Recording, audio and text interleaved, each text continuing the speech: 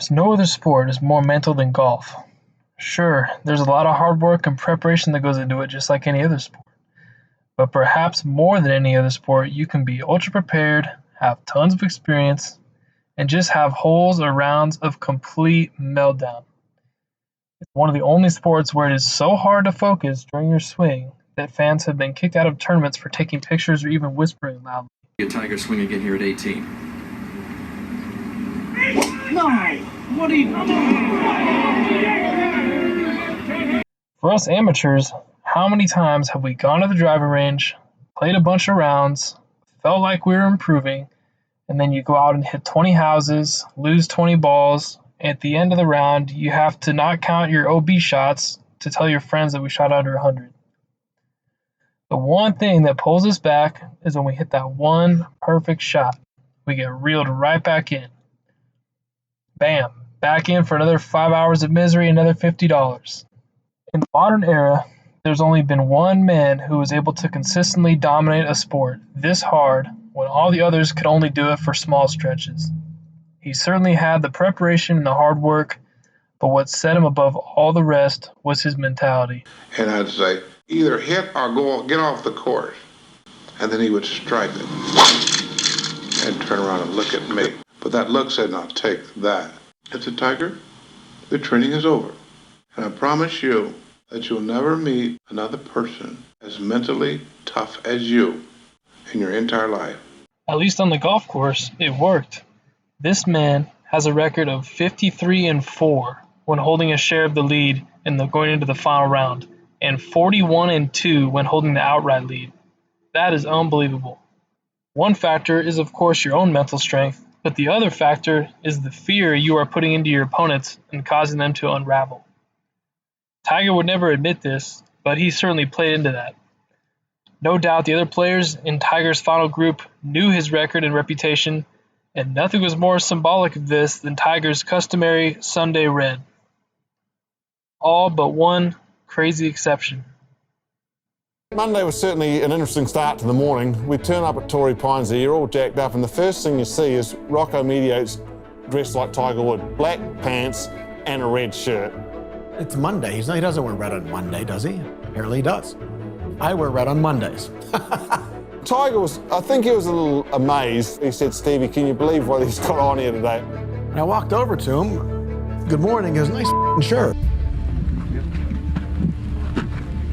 There's more to it than hitting the ball a long way around here. I have a lot more experience now in major championship golf than he has. Whether he was throwing down the gauntlet or not, Tiger took it that way. Tiger, from a young age, would use anything that could be perceived as a slight, even if it wasn't meant as a slice, as fuel. I was trying to get to number one in the world, and he was obviously not ranked, and I felt, well, I've got some experience over him at least, but we weren't ready. I don't think the world was quite aware of what was to transpire. As they were leaving the putting green to go to the first tee on Saturday morning, said, show Colin Montgomery who you are. And Tiger said, don't worry, I got it, I will. He was hitting the ball 320, and I was stuck at 270, which was okay in 97, but it was 50 yards behind him. And there's an aura about him that I witnessed that round of golf I played with him that I hadn't seen before. Then I realized something was awry, something was different with this fella. Here it is. Look out. And there's no chance humanly possible that Tiger Woods is going to lose this tournament. He's 9 shots clear, and I'm sure that'll be higher tomorrow. Having witnessed what I just witnessed, it was deflating. It was deflating for everybody watching it. 65, Tiger Woods. Masters mark for the largest lead through 3 rounds. One of the biggest components nobody talks about is a separator in the GOAT case, and why I believe a lot of people from different eras struggle to have a conversation about great players from the past is creativity. When I watch somebody dominate in a way that's spectacular, in the sense of mastery of their craft, physically overpowering, force of will, it's great to watch and, of course, inspiring. But when you hear the older people talk about guys like Larry Bird, Magic Johnson, or in golf, guys like Bobby Jones and Arnold Palmer, they think those guys are some of the greatest of all time. But those of us in the modern era who've only seen a few YouTube highlights, we're thinking, yeah, okay, but they don't have the stats is so-and-so. There's a reason why these greats have stood the test of time. Those that watched them were so amazed by the creativity of their greatness is something that was not being done at the time. Something new, something special, something so outside the box and poetically beautiful it would captivate the audience. In essence, some players like Kareem Abdul-Jabbar, Bill Russell, LeBron James in basketball, and Jack Nicklaus in golf, they can make their go case because they mastered the way the game was played when they entered the game, and as the game evolved, they evolved with it, while other more creative players shifted the way the game was played, but maybe didn't master it as much as the others. There's nothing wrong with that. LeBron was dominant in basketball, slashing to the basket in the fast break era. Then he was dominant with the Heat and the ball movement era that Steve Nash and the Suns, Coach Pop, and the Spurs created. Then he evolved again and was dominant in the Steph Curry and the Warriors driving kicks, swing the ball for an open three era. But I wouldn't say that he created an era. Some people in school will get straight A's because they're geniuses at how to master the teaching, grading criteria, listening to instructions.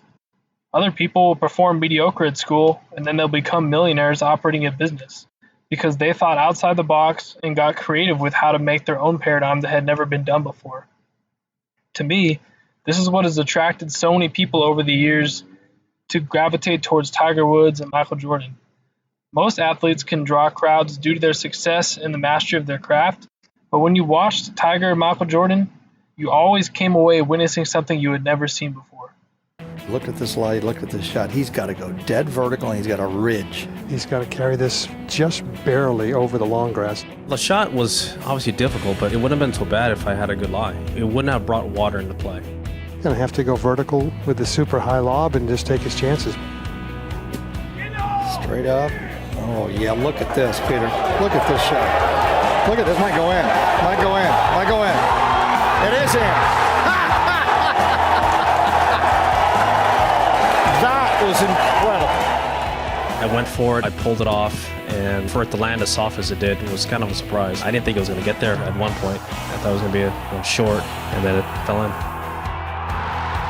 That was one of the most incredible golf shots I think you'll ever see played. Unbelievable. In every sporting event you do, 100% of your matches, there will be a situation where you find your opponent or your circumstance just has the upper hand. 99% of people would accept this situation and just capitulate. Tiger would always find a way to get out of it, or at least try with creativity. The last impressive trait we can learn from Tiger Woods is his ability to close. As we all know, it's human nature to coast a bit when you're ahead, and try harder when you're behind to catch up. Tiger somehow found a way to not coast when up, and he found the motivation and focus to press farther ahead when he was in the lead. Some say, and I would probably agree, greatest performance in a major championship. Tiger Woods' first major victory of 2000 was done in dominant fashion. Tying or setting 9 U.S. Open records, he conquered the rest of the field with a 15-shot victory. First time in the history of the game, probably, where someone has been better than everybody at everything. Tiger winning by 15 shots at Pebble Beach was an inhuman accomplishment. I don't know if we'll ever see a performance as dominant as that again. Wow. That was the most impressive golf I've ever seen.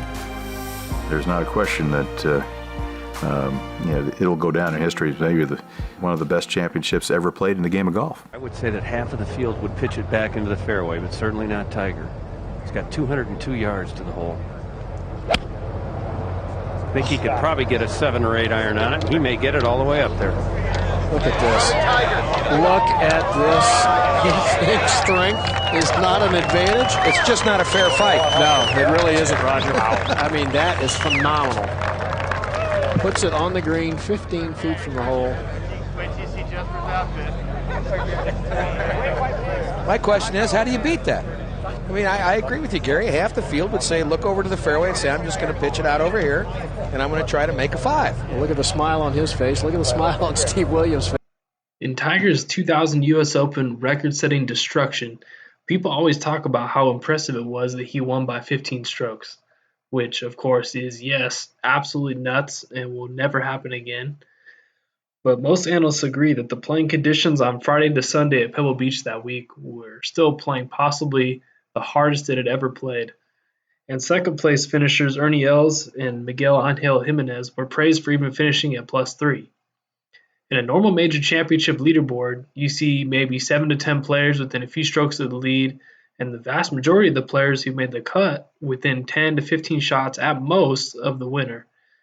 Look at this absolutely nuts scoring strip at the bottom 2/3 of the way through Tiger's final round at the US Open, showing players who made the cut and their scores compared to Tiger's. To the front edge, he's got an iron, but I can't believe he's trying to knock it down the green from here with an iron. I believe this is got to be somewhat of a layup.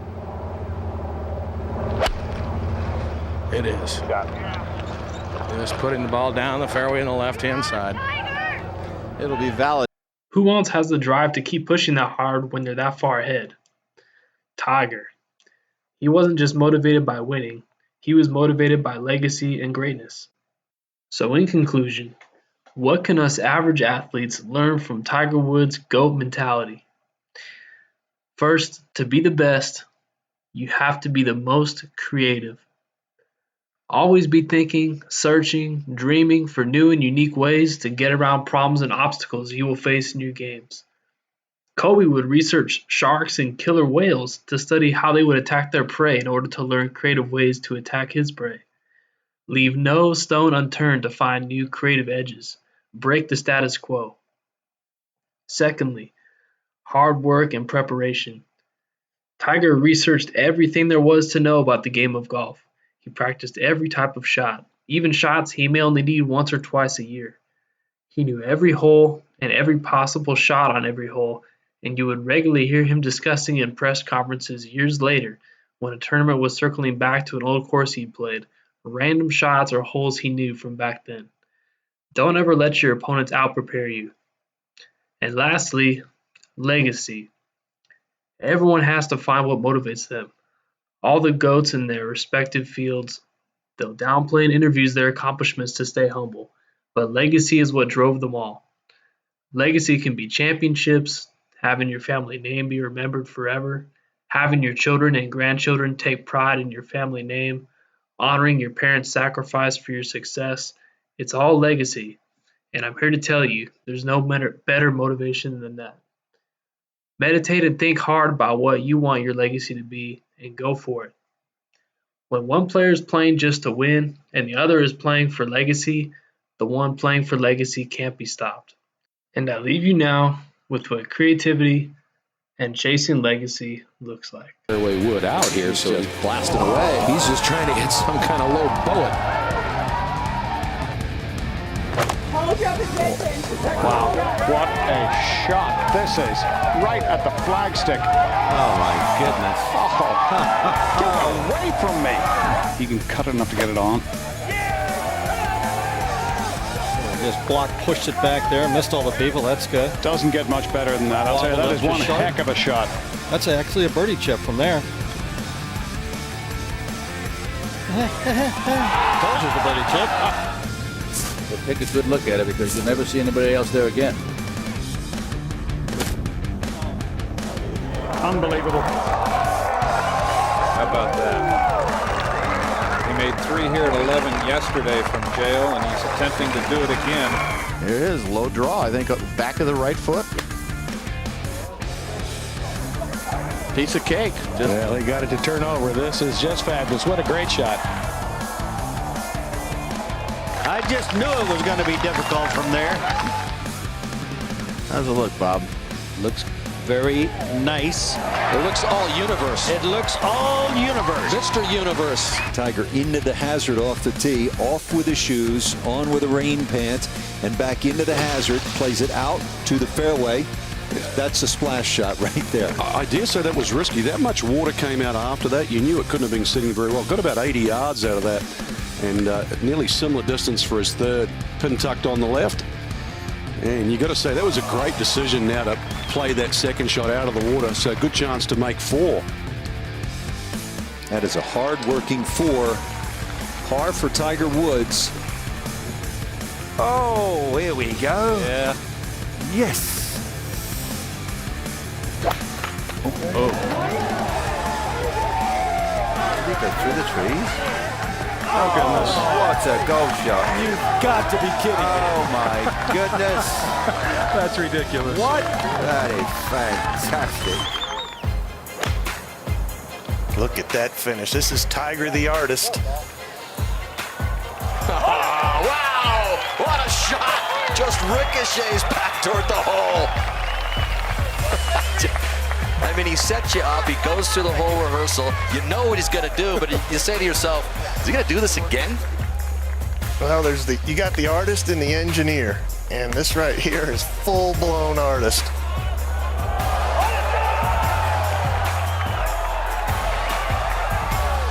There's not much chance this one can get on the green. I'm not saying he can't, but the large majority of shots would not find the green surface from here.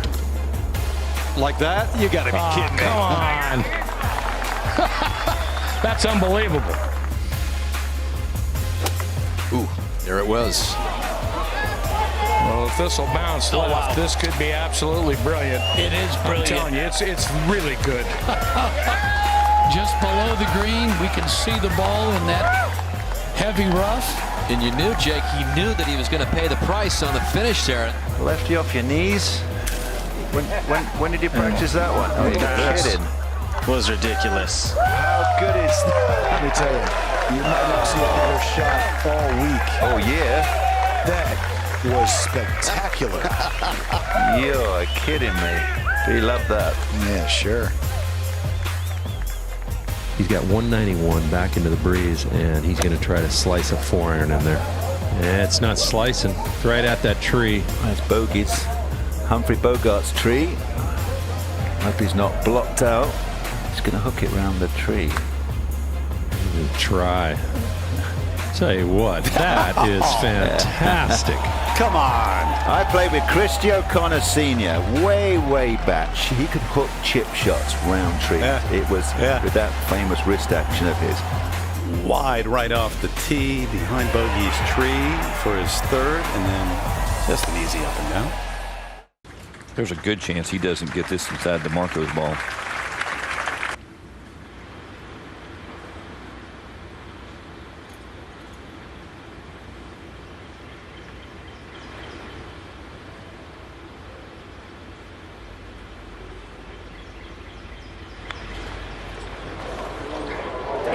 Well, here it comes. Oh, my goodness.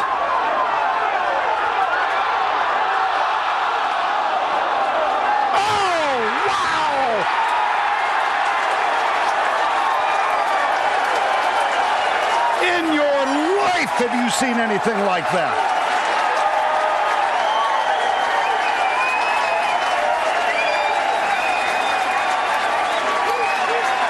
If I can do that for 3 more days, I'll be very happy, and a victory would be awfully nice too. A victory. To me, that comes off as a little cocky or brash. Well, when you come out here, you know what I'm saying, your I first understand. pro tournament, and you say, you know, I can win. I've always figured that why go to a tournament if you're not going there to try and win? As I always explained to my dad, second sucks, and third's even worse. It's just a feeling. But on tour, that's not too bad sometimes, though. That's not too bad, but I want to win. You'll learn. I'm just kidding you. I'm sorry I had to say that. You'll learn.